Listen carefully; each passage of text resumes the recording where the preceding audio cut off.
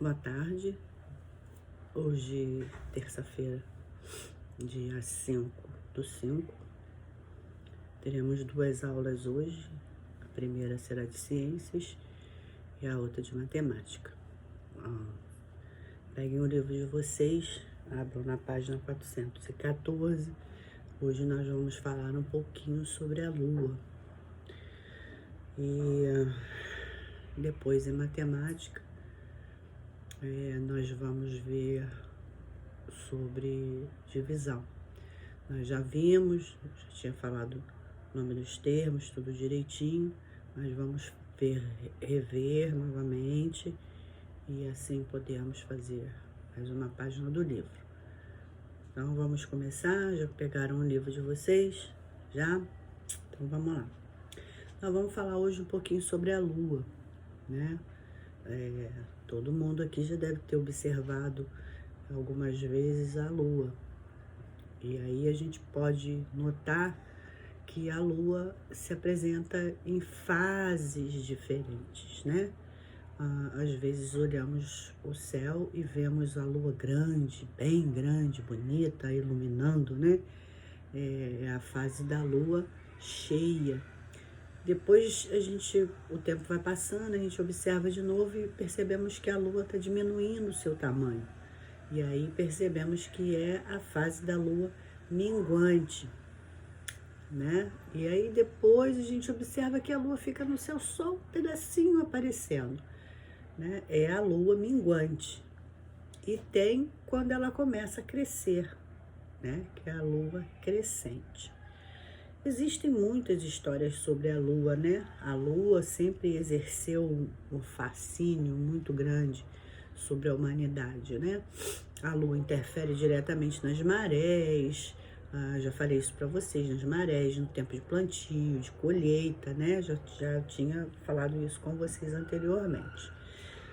E tem uma fase, uma parte da Lua, 40%, se não me falha a memória, que essa parte nunca fica voltada para a Terra. E aí criou-se, né, grandes especulações dessa fase oculta da Lua, o que tinha lá, o que podia ter, por que essa parte da Lua nunca se volta para a Terra. E aí começaram os estudos a respeito disso, começaram as viagens para a Lua, né? E aí constatou-se também que a Lua é cheia de crateras, cheia de buracos. Por quê? A Lua sofre com frequentes chuvas de meteoro que caem na sua superfície, formando assim as crateras, né? Tem crateras que são enormes, são conhecidas, tem até nome, mas a curiosidade e o fascínio sobre a Lua continua despertando nos cientistas, nos estudiosos, o estudo, né? E as viagens cada vez mais frequentes para a Lua, ok? Tem até estação lunar, né? Que fica lá funcionando.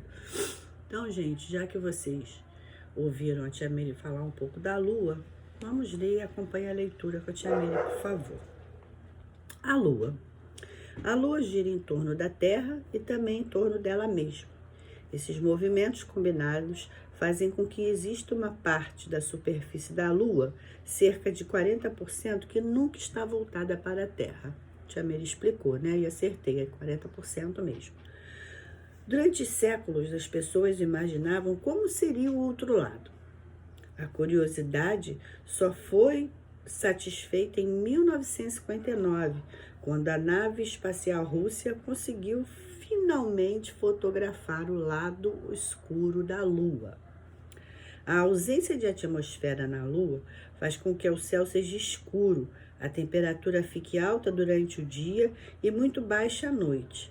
Além disso, sua superfície é bombardeada por meteoritos, por isso nela existem muitas crateras. Meteoritos são astros que atravessam a atmosfera e caem na Terra. Tem aí uma foto da Lua, né? Daí ao lado. A Lua é emoldurada pelo horizonte da Terra em foto feita pela Estação Espacial Internacional Expedição 10. Realmente, né? A Lua é muito bonita e com uma finalidade, uma utilidade muito grande para o planeta Terra, né? Ela é o satélite natural da Terra, ela também ilumina, né? A Terra, enfim. As fases da Lua. Já tinha falado para vocês sobre as fases da Lua. Assim como a Terra, a Lua não possui luz própria. Conseguimos enxergá-la porque ela é iluminada pelo Sol. Essa iluminação depende da posição da Lua e da Terra em relação ao Sol. Por isso, ao longo de um mês de observação, a Lua, vista da Terra, parece mudar de forma. Essas diferentes formas são chamadas de fases da Lua. De uma fase de lua cheia a outra, passam-se 29 dias e 12 horas. Esse ciclo é o mês lunar.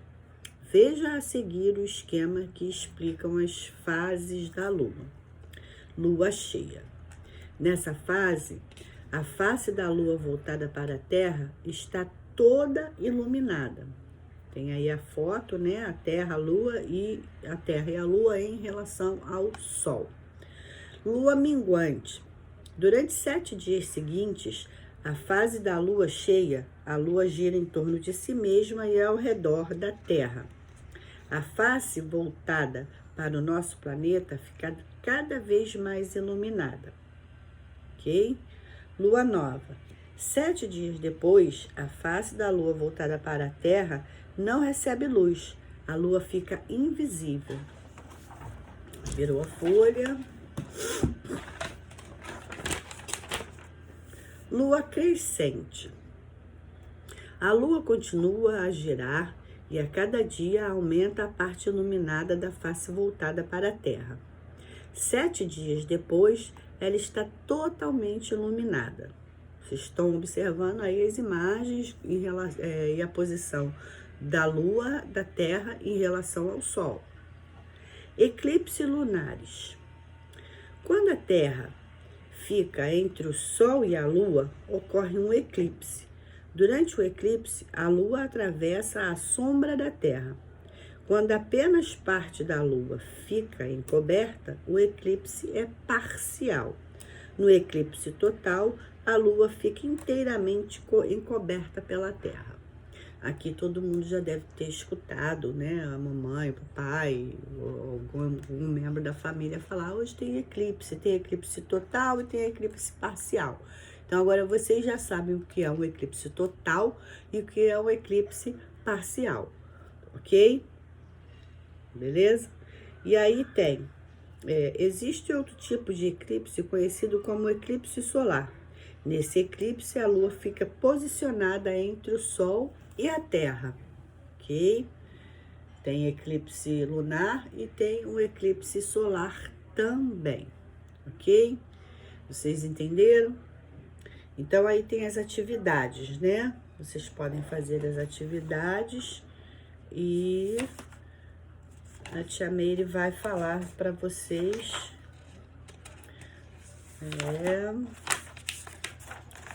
sobre os corpos celestes. Depois vocês façam as atividades, prestem atenção. Os corpos celestes e a passagem do tempo. Há muito tempo, o ser humano utiliza os movimentos dos corpos celestes para medir a passagem do tempo. A mudança de posição da luz solar é uma das formas de medir as horas do dia em função dos movimentos de rotação da Terra. Quando conseguimos ver o Sol surgir no horizonte, notamos que ele nasce em um lado e, conforme as horas se passam, a posição da luz solar se altera até ela sumir no horizonte, do lado oposto. Tá aí a representação, né? O Sol nasce e se põe do outro lado que ele nasce. Ele nasce no nascente e se põe no poente, ok? Tá aí o nascer do Sol, o meio-dia e o pôr do Sol. Observem a curva, ok? Virou a folha. Mas não é apenas a posição da luz do sol que é usada para marcar a passagem do tempo. Alguns calendários antigos eram baseados nas fases da lua. Cada fase da lua corresponde a um período aproximado de uma semana, e as 4 fases juntas somam 29 dias e meio. Esse período de tempo era conhecido como mês lunar. Isso significa que um ano lunar tem aproximadamente 354 dias. Então, uma curiosidade aí sobre isso. Parem a leitura e prestem atenção um pouquinho na tia Meire. Por isso que antigamente, quando não existiam os calendários, não existia a tecnologia que existe hoje, os índios, quando as índias ficavam grávidas, contavam as luas. E aí eles diziam, em 9 luas o bebê vai nascer. Por quê? Por causa desse tempo que a lua leva para mudar de fase, que são 29 dias e meio. Então, quase 30 dias. Então, contava-se por aí.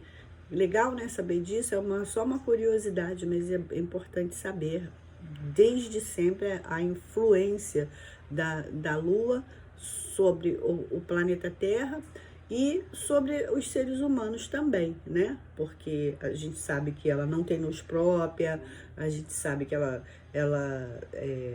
é redonda e achatada nos polos, a gente sabe que ela faz movimentos de rotação e translação, e é bom sabermos também que todos esses movimentos que a Lua faz, ela provoca as marés, ela provoca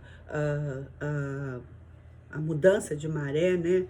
Ela auxilia na plantação, na colheita. Então, é bem interessante saber que a Lua tem um papel muito importante para a vida no planeta, ok? Então, voltando. O calendário que usamos atualmente adota o ano solar. Ele é baseado no tempo em que a Terra leva para dar uma volta ao redor do Sol.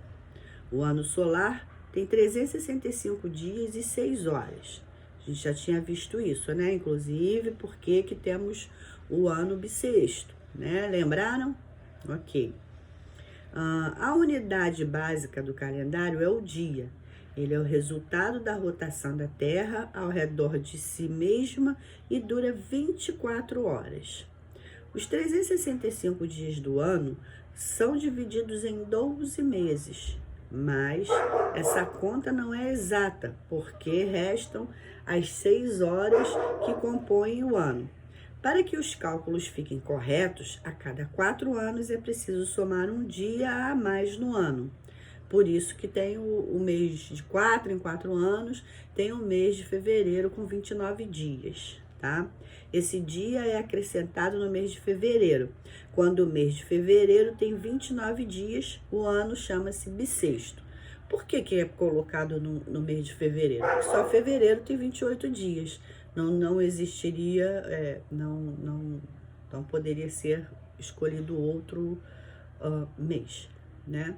E por que soma-se esse dia, um dia a mais, de 4 em 4 anos? Porque não sobram 6 horas? Então, 6 vezes 4, 24, que é a duração de um dia. E essas 24 horas são somadas ao mês de fevereiro, ok? Tem aí uma foto do calendário, que todo mundo conhece, calendário solar que nós utilizamos, que vai de janeiro a dezembro, ok? É o calendário que todo mundo usa. O calendário que mede o tempo, com base no movimento dos corpos celestes, precisa de pequenos ajustes. É por isso que os meses têm 30, 31, 28 ou 29 dias. Atualmente, no Brasil e em muitos outros países, utiliza-se o calendário gregoriano. Esse calendário foi proposto em 15 de outubro de 1852 por ordem do Papa Gregório. Antigamente, a única maneira de controlar a passagem do tempo era observando o Sol e a Lua, da forma que vocês viram nas figuras na página anterior, né? Controlava-se mais ou menos a duração do dia, observando-se a posição em que o Sol se encontrava. desde quando ele nascia, ao meio-dia quando ele está na metade e ao final do dia quando ele se põe.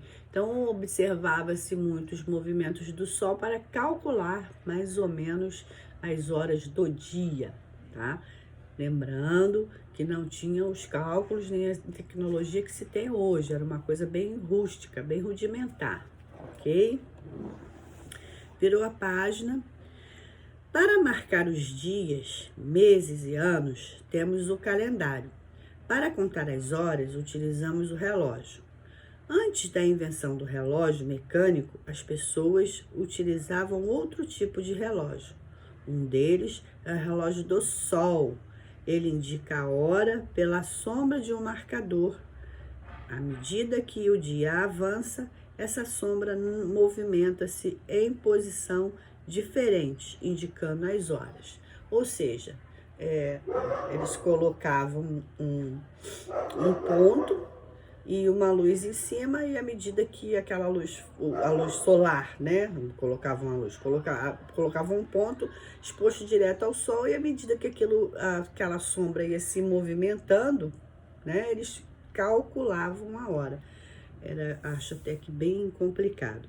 Aí do lado tem a foto do relógio do sol, né? O relógio de sol marca o tempo pela sombra do marcador que muda de posição conforme a Terra faz o movimento de translação. Olha como ele era grande e o ponteirozinho lá exposto, né? A luz, a incidência de luz solar, e à medida que essa sombra ia caminhando, calculava-se a hora do dia, o tempo do dia, ok? Então, vocês podem fazer agora as atividades das páginas 416, depois a 419 até a 420, tá bom? Vou dar um tempinho para vocês e volto com a correção, tá bom? Vou dar uns 30 minutos para vocês fazerem. Eu já volto com a correção, tá bom?